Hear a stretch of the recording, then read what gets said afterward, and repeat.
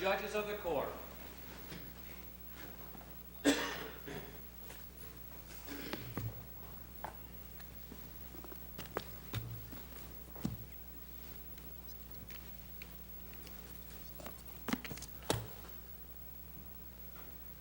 Hear ye, hear ye, hear ye. All persons having any business before this Court of Appeals, held in and for the state of New York, may now draw near, give their attendance, and they will be heard. Overton versus Coughlin. Ready. Mr. Bromley, is Mr. Overton still incarcerated? He is, Your Honor. His release date was May 16th, was it not? I'm sorry, Your Honor. I guess perhaps I was wrong. He testified in a trial that I handled late last fall, so I thought he was still in. He perhaps is out. Well, you know, if he's out, you know who else is out? Mr. Lewis? No, Mr. Bromley. Well, Only because the case is then mooted out, you see. well, I think the question of the ability of the question to be repeated. Well, we've had similar questions, you see. These questions become very sui generis, pertaining to the particular matter. That's for one thing. The second thing is the regulation. One of the regulations under consideration here has now been changed, so that... If it pleases the court, it hasn't changed. In fact, the regulation before the court that was challenged was the subject of a federal court, after Lewis and Overton were decided, the cases below. The federal court in Benjamin versus Coughlin issued a preliminary injunction based on the preclusive effects of Overton and Lewis, and ordered the department to change the regulation to exempt Rastafarians from the requirements of the initial haircut and photograph. As I believe I mentioned in our briefs below, and our briefs before you, Your Honor, that preliminary injunction, a motion to vacate that preliminary injunction was applied for. The trial on the merits in Benjamin versus Coughlin, which is sub judice and pending a decision eminently, was consolidated, and the entire issue was heard before the federal district court last November 2nd or 3rd, I believe, when we tried the case. So the regulation, in fact, has only been modified pursuant to a temporary restraining order that's been applied to be vacated, which was absolutely predicated, and the reported decision indicates that the temporary injunction was only based upon this court's decision in Lewis and the appellate division's decision in Overton. And there's been no change in the regulation. The regulation we have before us is the one that is, to this day, still operative. Is In that effect, correct? and there was, When I you believe, say in effect, do you have any hesitation in answering that? Is this the regulation that is still in effect today? this is the regulation that was promulgated pursuant to the temporary restraining order in Benjamin versus Kock. If there's any question of it, I'm not sure it's in our appendix because it wasn't relevant to the issues here.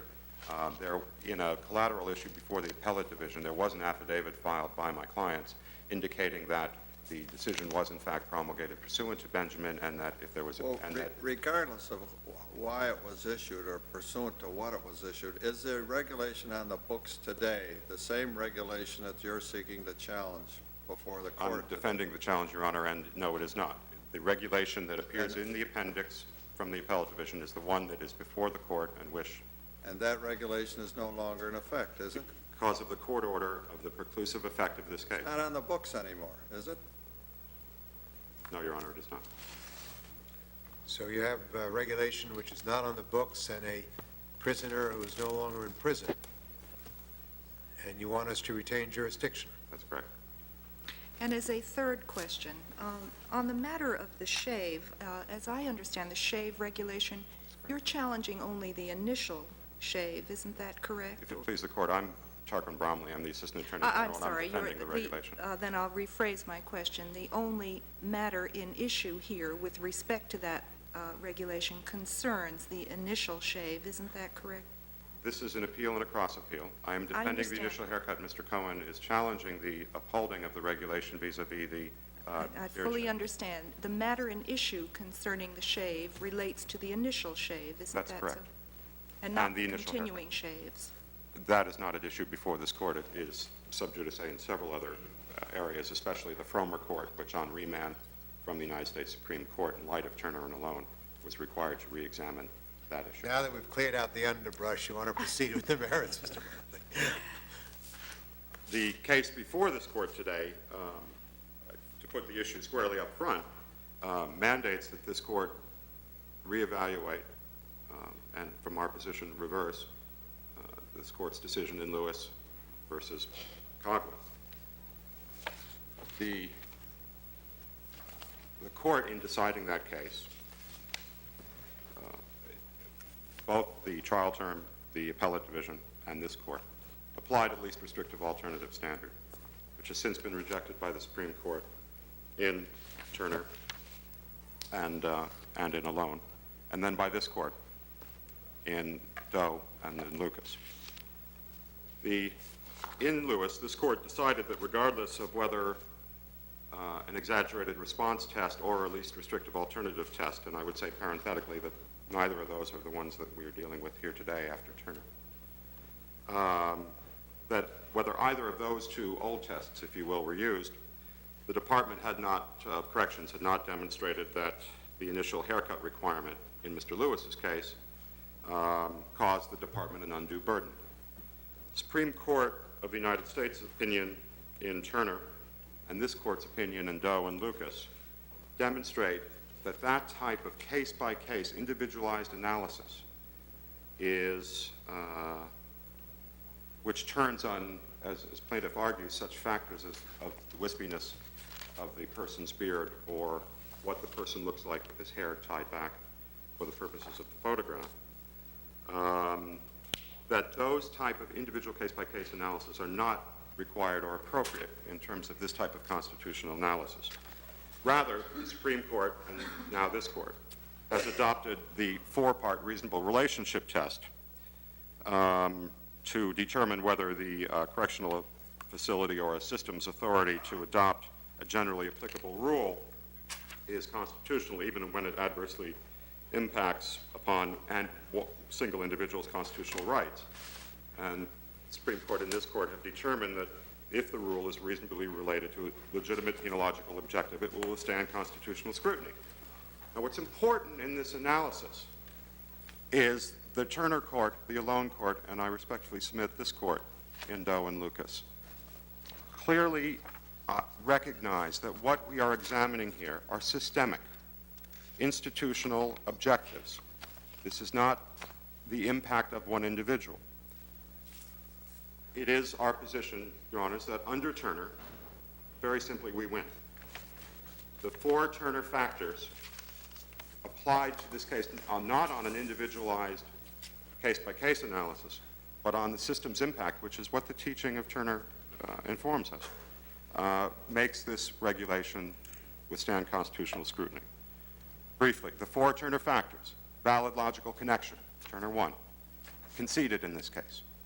There's a legitimate nexus, if you will, between the need for the system to take initial photographs with the management of the correctional system. As this court is well aware, the New York State Department of Correctional Services today houses 42,133 people as of this morning. 10 years ago, it housed 20,000. The need to be able to identify that type of 100% geometric growth in population in 10 years becomes more paramount every day as the courts exercise their jurisdiction in incarceration. Similarly, there were, I believe, 11,000 employees in 1978, and there are 22,000 employees today. All of these employees deal in the day-to-day operations of the prisons and their need to be able to tell who it is they have, both within the prison and in the event that somebody absconds from custody. The valid logical connection, I believe plaintiff will indicate and his briefs indicate, has never at all been challenged in this case.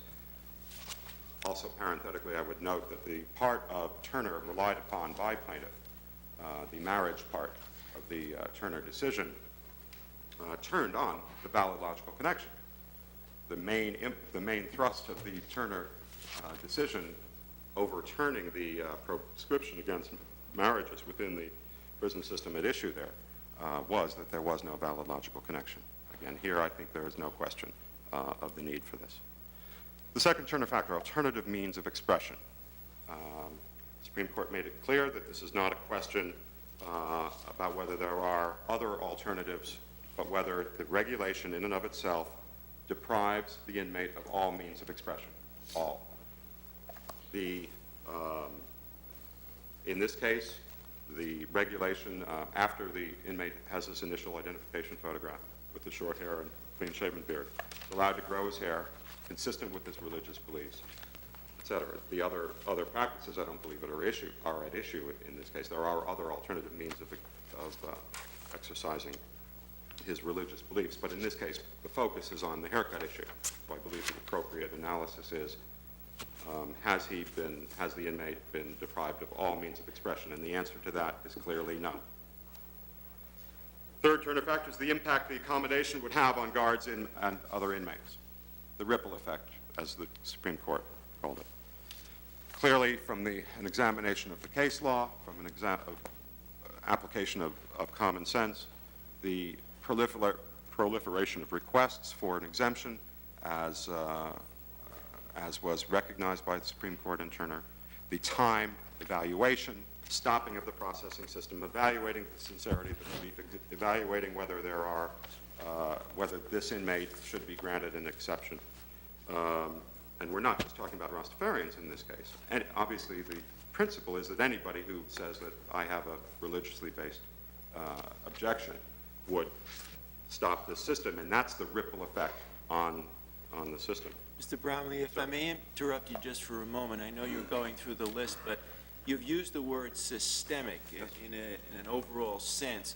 I suppose there's a synonym for that could be bureaucratization or bureaucracy, even in a correctional setting. And what I'd like to know from you, as you've described each of these so far, is are you suggesting that the systemic considerations, even to the extent of the four-part test, transcend, displace, take care of any constitutional right?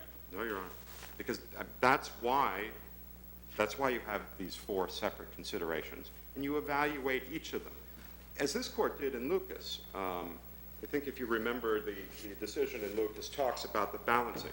We'll get to the state court constitutional issue, but since my position is that I believe Judge Walker wrote in Doe that the state court analysis is essentially the same rational relationship. This court in Lewis basically wrote that what we're doing here is balancing the competing interests at stake. The importance of the right being asserted and the extent of the infringement are weighed against the institutional needs and objectives being promoted. So it is always a two-part analysis. You look at the right being promoted and you look at the needs of the system. I don't think you can just raise your hand and say, the system needs it, so we win. You have to go through each one of these and evaluate those two competing interests. I was getting a bit worried as I listened to you that that's what you were saying, because I didn't hear any of the balance with respect to the right being asserted by the inmate. The right being asserted, well, under the valid logical connection, I believe there is no argument before this court.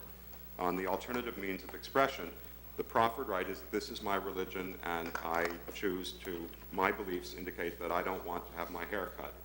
This is not the only expression of this individual's religion. There are other means by which the individual can exercise his religious beliefs within the prison system and under the teachings of Turner, unless and until you cross the Rubicon of all, if you will, then we are not, then the regulation withstands constitutional Thank you, Mr. scrutiny. Bromley. Time is up. Mr. Cohen. I guess I'm working under the same initially the same disability as Mr. Bromley, since my client is no longer incarcerated, but the court would permit me to make argument with respect to the merits if in fact this court Well, you would have does nothing decide. more to say then with respect to mootness.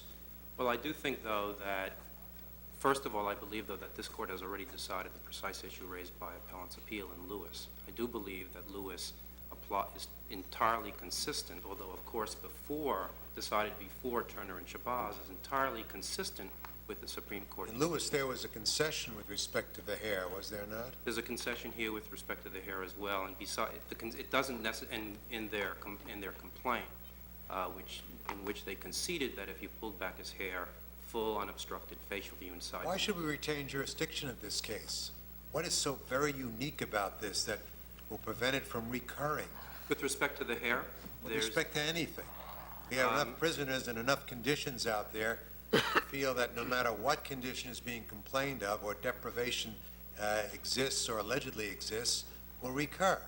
But with respect to I think I can answer that in two ways. With respect to the locks, I don't think there is any need to retain jurisdiction, because as I said, I think this court has decided it. In fact, the court has stated, not just under a least restrictive test, but also stated in Lewis under an exaggerated response test. And Turner and Shabazz did apply an exaggerated response test. It stated that a regulation, if it's unreasonable, constitutes an exaggerated response to the official security concerns. And this court did find that regulation was an exaggerated response. As to the initial shave regulation, there are important considerations for this court to retain jurisdiction. It is a recurring problem, and what the case presents is an opportunity for this court to create a standard in which inmates can enter the institution, the prison, the correctional facility, and maintain at least that aspect of their religious beliefs. As it is now, there's no right whatsoever for an inmate who enters a correctional facility to maintain his beard or facial hair. And that this, as opposed to the locks, this case does provide this court with an opportunity to at least impose some sort of a standard on correction. Every moot case, of course, gives the court an opportunity to impose a standard. That's correct, Your Honor. But the opportunity is not seized upon, except if there's a little likelihood of the matter coming up before us again because of the nature of the matter before the court. That's correct. Or if it's novel, or if it's of statewide importance as well. The court would consider it even apart from the typical mootness. Well, we agree on the ground rules anyhow. Yeah, I think so, Your Honor. There's no question but that with respect to your client, the dreadlocks or the shave mean nothing in this case. Right, at this point, that's correct, Your Honor. Not quite sure whether you're arguing that this case is likely to recur or is not likely to recur. I think it may recur. I've been dealing with a number of inmates, a number of prospective inmates, in my office, and at this moment, I couldn't represent to the court that I've seen inmates with beards similar to or facial hair. I don't call it. Let me just show you what a problem you have. If it's likely to recur again, Right. then we'll wait till the next case comes along, Well, that may which be is so. moot. If it's not likely to recur again, then why should we address That's the right, it's problem? discretion, well, it's certainly discretion on your part, that's correct. But I think, in fact, it is likely. I mean, it's not unique to have light and wispy, an inmate who asserts a religious belief to have a light and wispy facial hair, which is going to be subject to Directive 4914. Is the issue light and wispy? Is that how specific the issue is? Well, the issue is not necessarily light and wispy. The issue is whether or not the facial hair obscures facial structure so that it would interfere with Dox's security concerns. If, in fact, it doesn't interfere with facial structure, as is the findings of fact of the trial court and the appellate division, then I think there's no basis whatsoever for Dox to institute the shave. I understood the regulation was an across-the-board regulation. Right, there's a broad shave mandate that all facial hair, however light and wispy, whether it hides the facial structure or not, must be shaved. And although the appellate division cited Phillips versus Coughlin, which under a least restrictive alternative test upheld the initial shave regulation, it was really a different case than the case presented by by the issues in this case. In fact, the only court to have ever considered the issue as presented by this case was the Second Circuit in Sostra v. Prizer. And in that case, it was remanded, but there was a suggestion concerning the initial shave, that the initial shave or a shave would be overbroad, or if, in fact, it required the shaving of facial hair, which did not cover up prominent features of an inmate's face so as to hinder identification. With respect to appellant's appeal, I think the appellate division's affirmed findings of fact are dispositive of this case. The appellate division found, as a matter of fact, that if you pull back respondent's locks behind his head, it would afford docs a full and unobstructed view of respondent, both front and side view, and thereby not interfering with docs' security concerns whatsoever. But then, Mr. Cohn, aren't you applying a least restrictive alternative No, standard? Not at all. In fact, we're not, in fact, asking the Department of Correctional Services to, in the words of Turner, to set up and shoot down every alternative.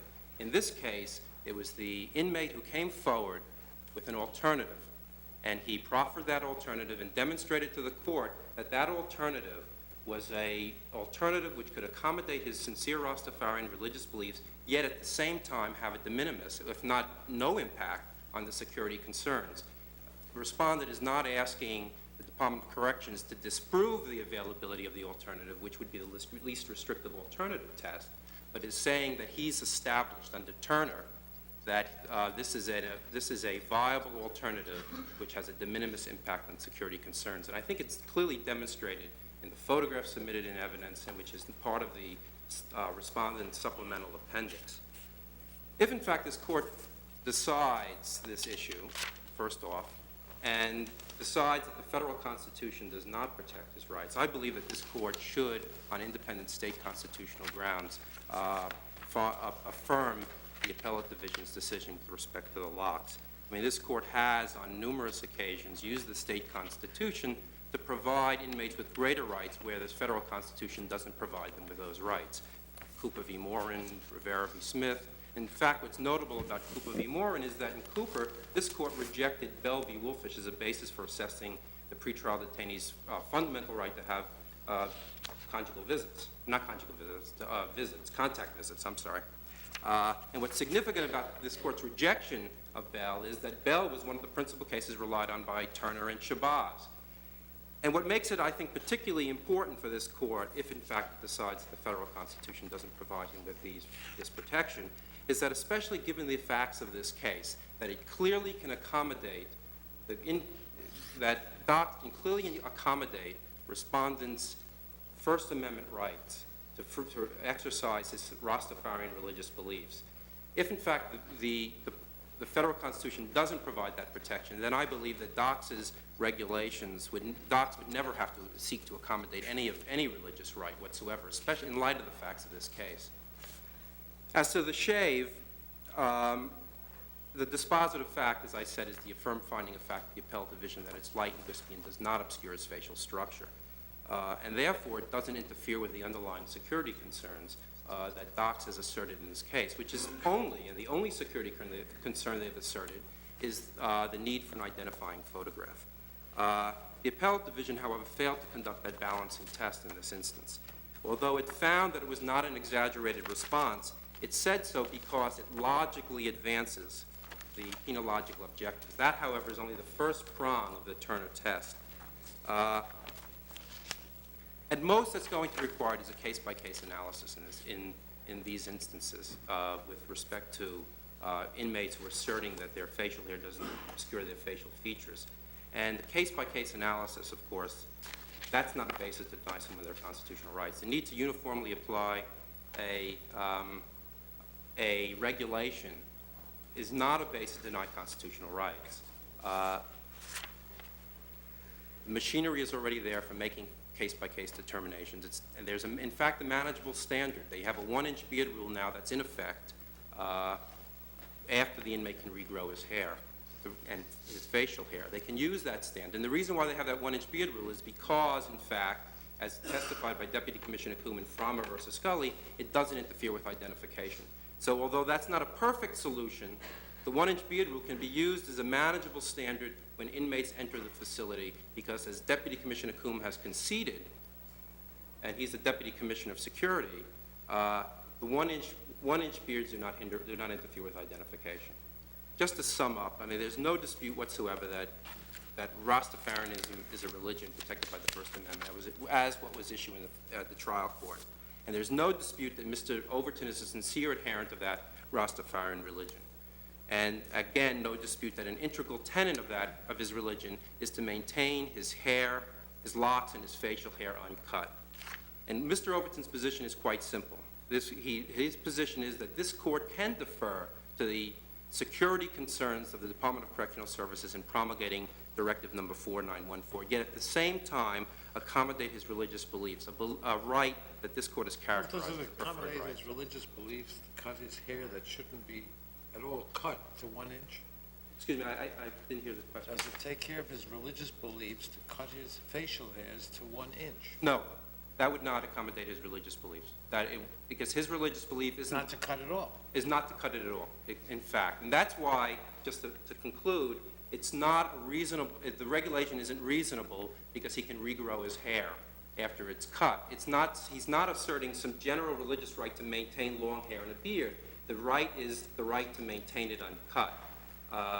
And in addition, the mere fact that that he may regrow his hair and that perhaps that's arguably an alternative doesn't make the regulation reasonable, especially in light of the fact that the Department of Corrections can completely accommodate his religious rights with respect to his hair, his locks, and his facial hair. At that point, it would be absolutely unnecessary, even though there may be an alternative to cut his locks. Thank you. Thank you very much, Mr. Cohen. Sunday versus Town of Harrison. Ready for call, please. He's on parole. He could.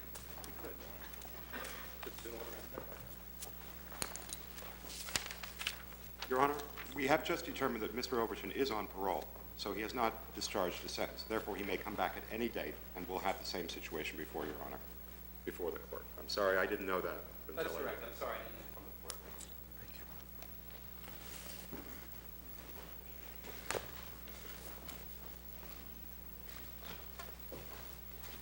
Ready for the appellant. Yes, Mr. Keegan, we have held that even though a municipality might be negligent and cramped in its criminal investigation, still it doesn't rise to the level of malicious prosecution. And the prosecutor has no burden or obligation to come forward with exculpatory evidence. Doesn't this put you in kind of a bad shape here? Well, under Brown against the City of New York, this court stated that if the record on appeal, viewed in the light most favorable to the plaintiff, showed that there were intervening circumstances, and that's if I start off assuming for a moment that the arrest warrant was a valid warrant. If there are intervening circumstances that come to the attention of the police which tend to exonerate the accused, then the jury may, if there is something there that the jury can, in viewing the evidence most favorably to the plaintiff, the verdict must stand. Now, in this case, the police were immediately told. Excuse me, but didn't Brown also stand for the proposition that the failure to investigate an alibi is not a factor which should be considered in establishing malicious prosecution? I think the language in Brown was the mere assertion of an alibi does not necessarily, I'm not quoting And specifically. even the failure to investigate, I believe the language is. But Judge Wackler, in this case, the difference in this case is that the Harrison Police Department did in fact investigate when they made that telephone call on the 27th of August. They had information that in fact Peter Gisandi had taken a driver's test on the 9th of August, and they suppressed that information.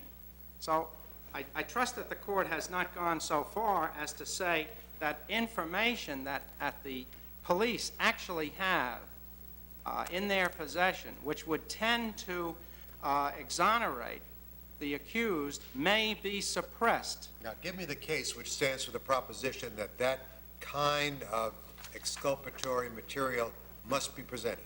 In the case of Hopkinson against Lehigh, which is an old case, that's 249 New York 206, this case talks about a prosecution for malicious I'll just quote the... It's a gaslight case.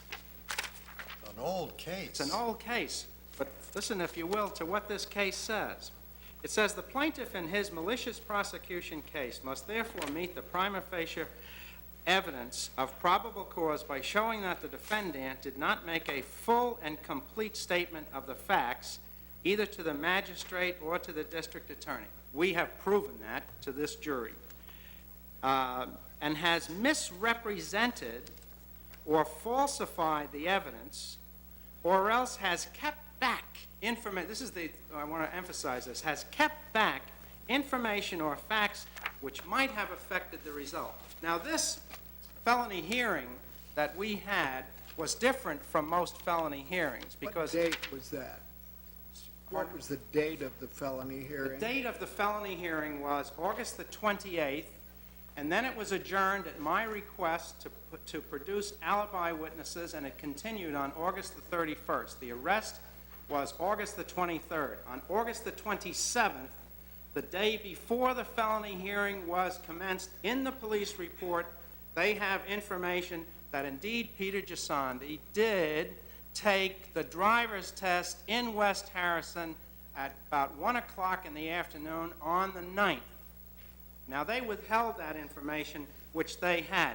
They had no such information, however, at the time of the arrest, if I'm correct. No, at the time of the arrest, they learned, this is the other point, at the time of the arrest, they were given, if you assume that the arrest is valid, which I do not agree with at all. If I have time, I want to go into that, but malicious prosecution is the most important. At the time of the arrest, they were told of intervening facts. They were told, they learned, that his physical condition was such that it would be highly improbable that he could pick up a young woman by the arm and the leg and throw her into some kind of a car, and then after he's finished with her, reach over and open the door, presumably, of a T-Bird, a very large, heavy door for a 1979 T-Bird, and say goodbye to her, based upon his physical condition. If I may, if the police are executing a warrant for assault, and they find that the accused has 2 broken arms when they come to arrest him, I think that they have some duty to go forward and do something, inquire, make some inquiry. So they see they can't put the handcuffs behind his back, and there was another police officer with Maxwell at the time. He never testified at the trial. Maxwell agreed they didn't put the handcuffs on him, so he knew he was in a disabled condition. Secondly, his father calls police headquarters that night, tells him, "My son was with Albert Alfredo, who lives a half a mile from this police station, a respected family, doesn't do anything about it." Now, these intervening facts began to really take place at the felony hearing, when I produced Albert Alfredo. See, his testimony is very important at that felony hearing, because not only does he say that Peter goes to get his car inspected, and we have documentary proof of that, he says he comes back, I'm with him all day and all night, the telephone calls, etc. He also says, I went with him to the Motor Vehicle Bureau. He took his driver's test, it was a written test, and we drove home. Now, when he testified, the police knew that he had indeed taken the driver's test. Mr. Keegan, weren't all of these intervening facts brought out at the hearing by you? Yes, they were. And, Your Honor, So interesting... they were before the magistrate at the time of the decision? And I've attached the record of that decision, which says that he finds that it is not inherently improbable, which is not a standard, but somebody said that you can indict a ham sandwich, and you can certainly get chicken salad beyond a felony hearing if the people don't come forward. Was that chicken salad beyond a felony hearing? Yes, that's chicken salad beyond that. But if the people came forward, you see, it would have made all the difference. And they just sat there. All they would have had to say, because that judge talked about, he said, it's not my responsibility to weigh evidence. I don't know what he was doing there if it wasn't his responsibility to weigh the credibility of evidence. But he said it wasn't his responsibility, and I'm shifting it over to the to the grand jury, and we'll let the grand jury take care of it from there, because he said he characterized testimony as opinion. Well, if all the people would have had to do is say, well, you know, we do have some corroboration, and all they have to do is make one more phone call and find out that the registration was obtained by Peter that day, and one more phone call to find out that Danny Doherty's mother went to the Melody tent on August the 8th, and Danny Doherty was with Peter that night. I mean, all these factors were before the court. Now, this is far from the mere assertion. And you see, the problem here is, if Peter Giussani didn't have me and the money to pay for me, I think he might have been convicted.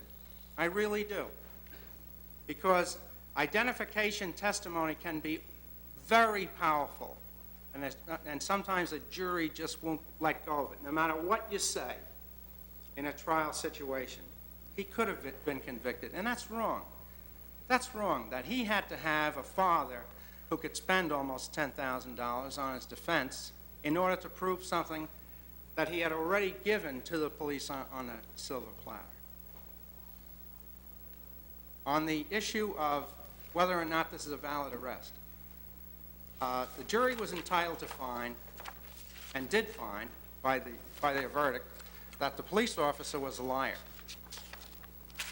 They absolutely found that. Now, the jury was entitled to find that the police officer knew there were scratch marks. There were not scratch marks on Peter, and deliberately waited 12 days to serve that warrant, so that he didn't say anything. He agrees he didn't tell the magistrate anything about the absence of scratch marks. The jury was entitled to find that the police officer knew that this woman did not make a valid identification, that she asked to see a more recent picture. The jury was entitled to find that. She did ask to see a more recent picture. That police officer denied that. He spent all his time in the intervening time period from the 10th. Remember, there's an identification on the 10th from these photographs. On the 11th, the jury was entitled to find that this police officer turned a brown 4-door LTD into a 2-door T-Bird, because he testified when he left Sacco's house that night, he rode past Giussani and saw a T-Bird in the driveway.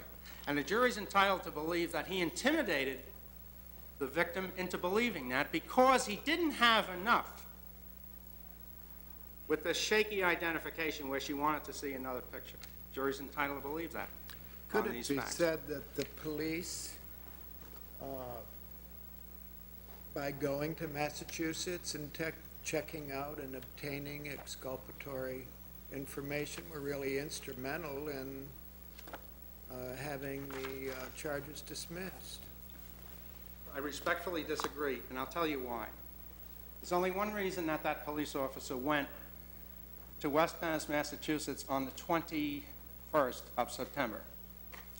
And that is because on September the 9th, in that record, there was a hearsay statement that Louise Sacco called and said, my father said he thinks he's heard that Diane Lucian saw Peter on the beach on August the 8th at 1 o'clock. So now 1 o'clock became very important. And Maxwell admitted it. He's an advocate. He went up there not to investigate. This is a guy who testified that he keeps his statement pads in his pocket on the ready, which he gave to those girls. And he goes up there with no statement pads and no mugshot, and we're to believe that he's going up there to make a valid, reasonable investigation. He's going up there to be able to lay in his police report his own fantasy, and the jury's entitled to believe that that's an absolute lie. And even his fantasy wasn't all that persuasive. That is, that Mr. Pollack thought he was 99% sure instead of 100% sure, so that laid the way clear for this man to get two 16-year-old girls to make up a story that he knew was absolutely untrue. He absolutely knew that that was untrue. And I asked him, when you had the girls write this statement, and you know, as I said to the jury, when those girls discovered that they could not have been on the beach on August the 8th because they were with their friend, all they'd have to do is say, we made a mistake. These are kids. They don't have to go after the police officer and say he intimidated us. Thank you, Mr. He told Keegan. one to the other. Thank you. Mr. Close, you do have a situation here where the police acted rather badly. We don't agree with that, Your Honor. We think there was a great deal of evidence that suggests that Mr. Gisandi was guilty, and we don't agree that there's anything that's withheld. The only thing I've heard him say is withheld is this statement that you'll find at 685 in the record, which is the August 27th report, which says, on this date I called the Barnstable Sheriff's Office, and so forth. Nothing in the record supports the assertion that they make that we withheld that report from the felony hearing, which was on August 28th.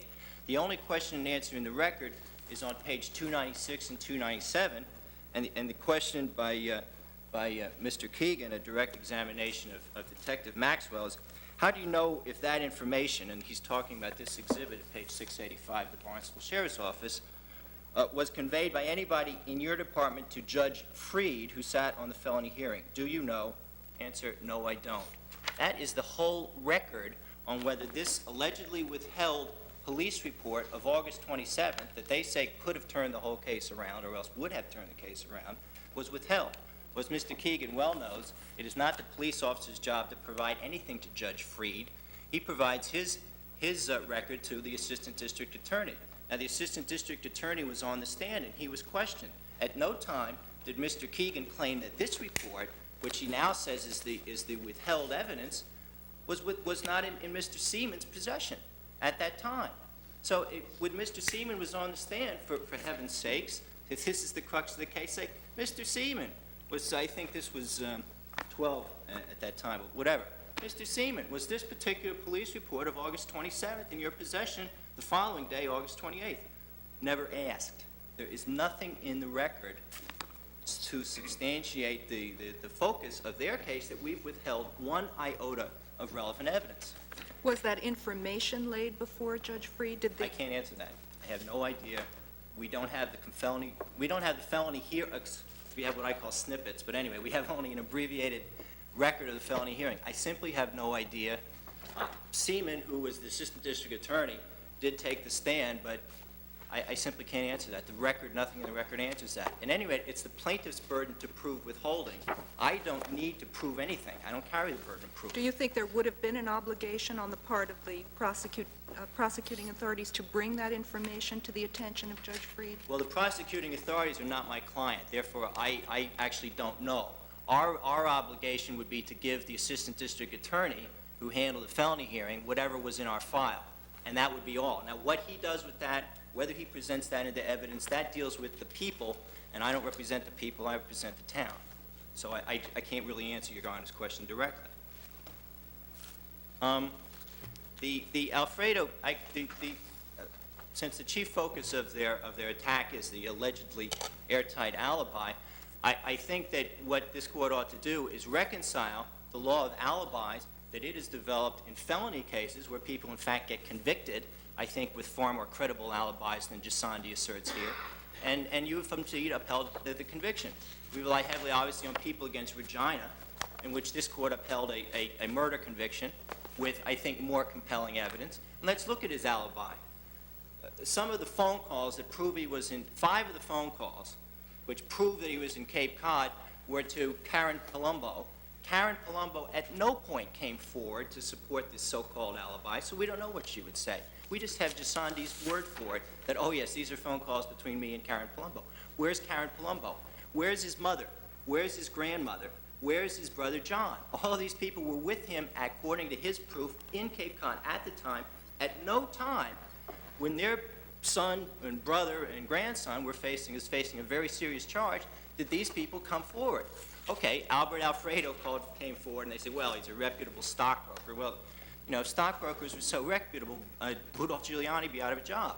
The fact that a stockbroker says that hey, a stockbroker has said he was in Cape Cod means nothing, absolutely nothing, because anybody can produce somebody. In fact, that's why I cited this, showing the vitality of the alibi as it's been applied in felony law, People versus Bigelow, where a man went 20, which is the Second Department, not binding here, but a current view of alibi law, where a much better alibi was presented by two independent witnesses, and although by a divided vote, 3-2, the appellate division upheld a lengthy sentence on a man. And the thing about People versus Bigelow, which is compared to this, the two alibi witnesses in People versus Bigelow, and this was the focus of the dissent, could not have been in contact with the criminal defendant at the time they gave the police their alibi, and they both gave consistent alibis, putting him someplace else, and from the facts on that case, they knew they couldn't have been in contact. That's not true with Alfredo. That's not true with Verano. Their testimony is that Gisandi's father first called them. By the time they ever got to the police, they'd already been contacted by the Gisandi family. So for him to come out and say, well, I was with him in Cape Cod, maybe you were with him in Cape Cod. Now, the other thing is the picture. I think our identification is great, and I think there's substantial reason to think the guy's guilty. Look at this so-called discrepancy in the picture at 664 and 66. Let me get it. Here's what they say that I commend you to look at the original array. I assume it's here in the record on appeal. When we argued this case down in the Second Department, the Second Department had it out on the bench so you can see better. Peter Gisandi's number 6. Now the testimony, which I quote in my brief, is she says, no, his hair isn't like that. His hair is more like number 4's. Well, if you look at page 692 in the record, which is the picture of Peter Gisandi as of August 28th, she's exactly right. Back here, this is when he was 16 years old, he has very curly hair that stands out from his head.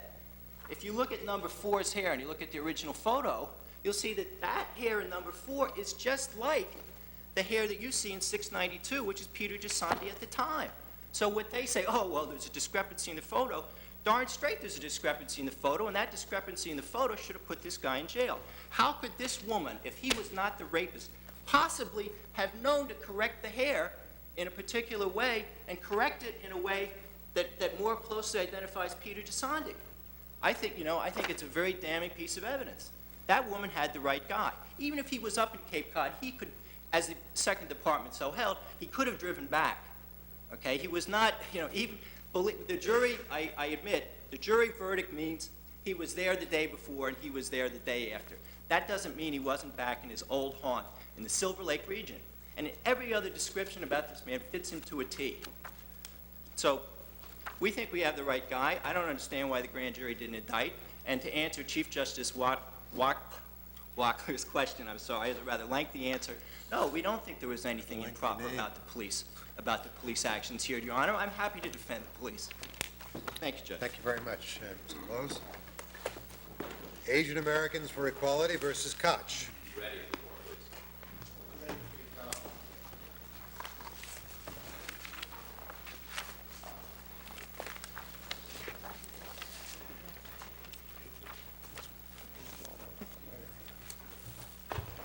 Barbaro, this is a pleading, at the pleading level. You want this court to recognize a Mount Laurel cause of action? Absolutely not, Your Honor. No? Absolutely not. We are basing our case squarely on New York state law. We see the question that you asked to be answered by that list of cases that begin with Euclid against Amler, U.S. Supreme Court case, Udell against Haas, Court of Appeals case, and then the Berenson case, the Golden case intervening. All these cases, one is a Supreme Court case, the others are Court of Appeals cases that we believe have developed the law in New York State regarding zoning to the point that it was articulated and defined most dramatically, most correctly, and most clearly in the Berenson case. An issue that is not an issue in this case, Your Honor, is Mount Laurel. It is most unfortunate that the appellate division spent 3.5 pages in its opinion attempting, in my judgment, to equate our position with Mount Laurel. most unfortunate that the city persists in attempting to equate our position with Mount Laurel. We believe that the law in Berenson and the law in the Chinese staff workers case that this court just decided recently are most compelling for this court to say most emphatically, all the cases that we have decided in this court dealing with zoning cases came after trial. These plaintiffs never had a chance to try their case.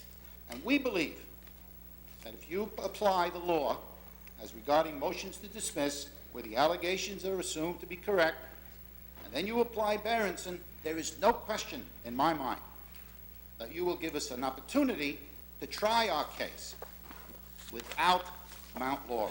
But what is your complaint if it's not based on Mount Laurel? Can you state it? Excuse me, sir? Can you state your complaint succinctly if it's not My based on? complaint is that the Berenson case articulated a test very clearly, and that is when you amend the zoning laws, or the zoning laws that are promulgated by a legislative body, they have to pass muster by 2 points.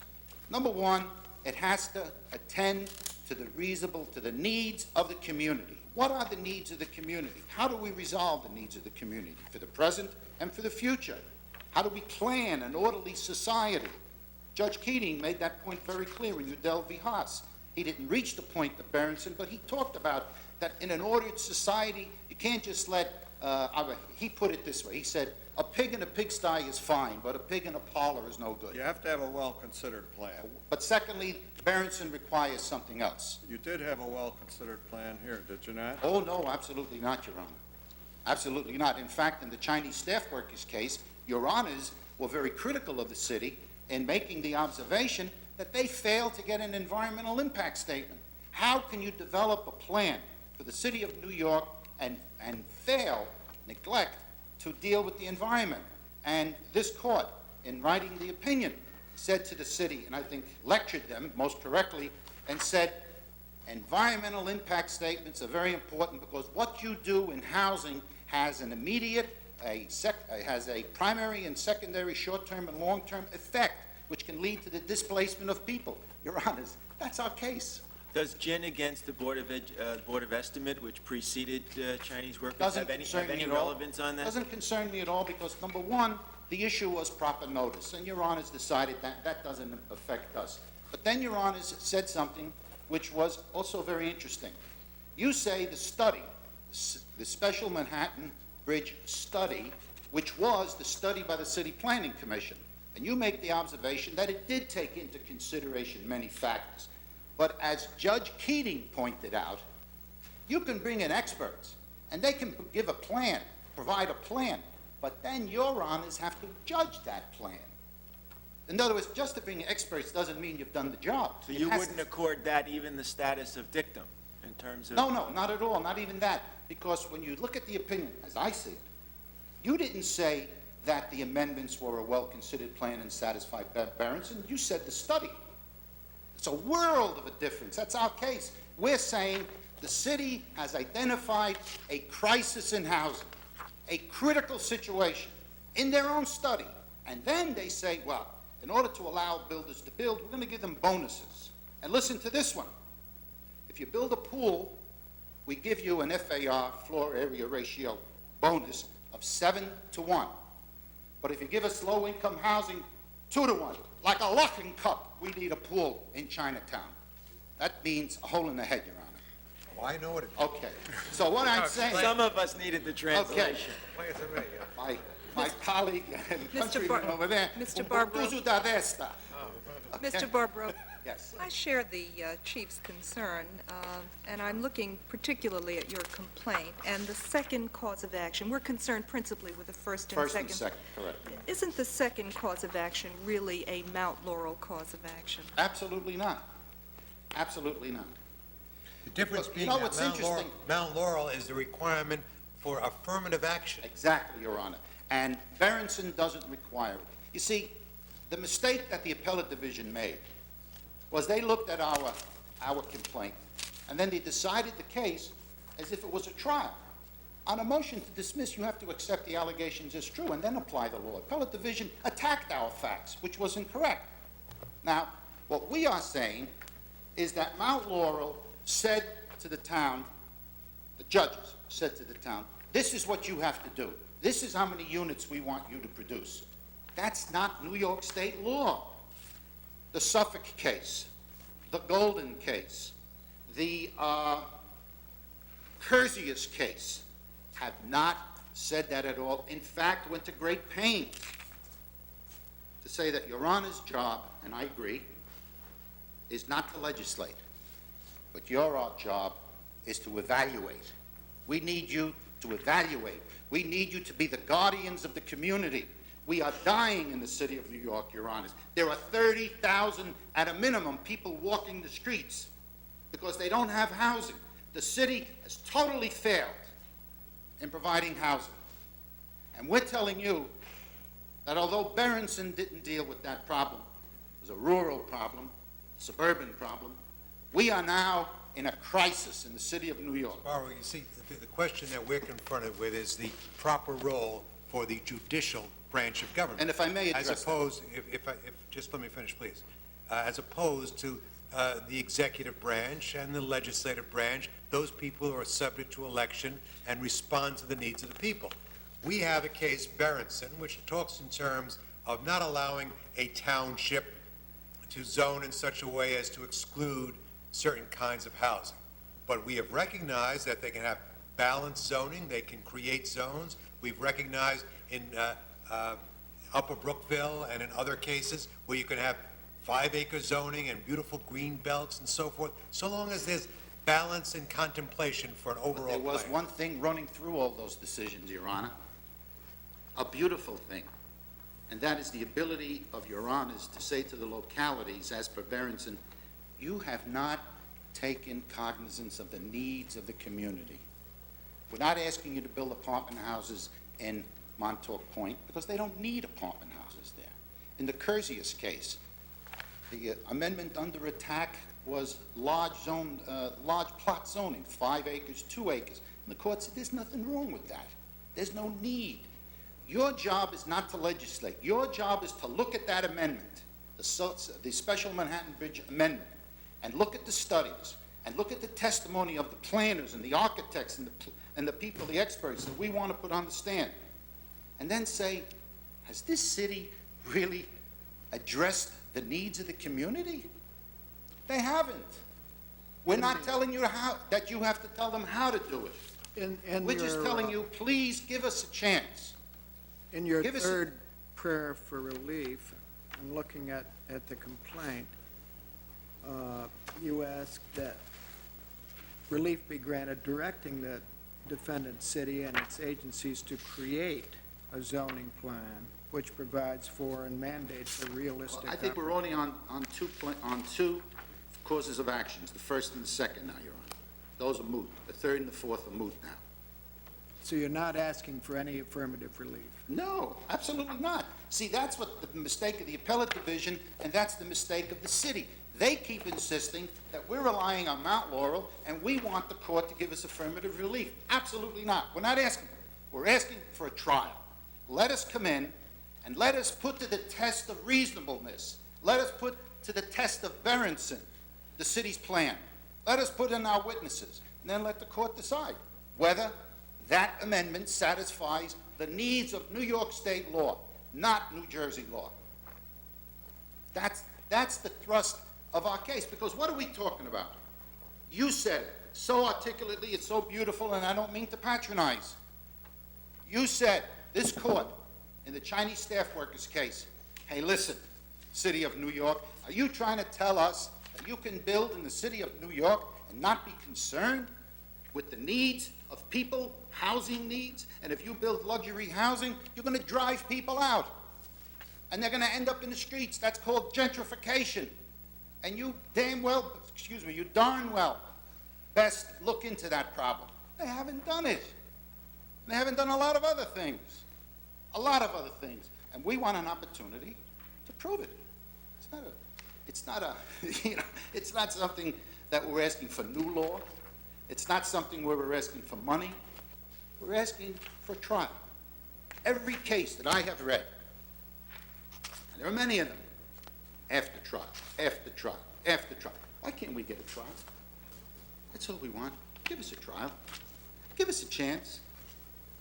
Your Honors, I wanted to spend some time for rebuttal. How do you do that? Stop right now. Thank you very much. I'll stop now. Mr. Hart?